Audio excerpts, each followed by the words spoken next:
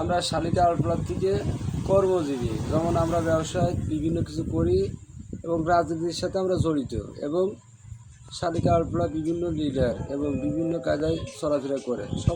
সবাইরে আমরা আন্তরিক কায়দায় ভালোবাসি এবং সবার সাথে চলাফেরা করি। হৃদয় এই না বা রাজনীতির নাম ভাঙায় বিভিন্ন কিছুর সাথে জড়িত বা বা বিভিন্ন কায়দায় চলাফেরা, এটা তো আসলে ঠিক না।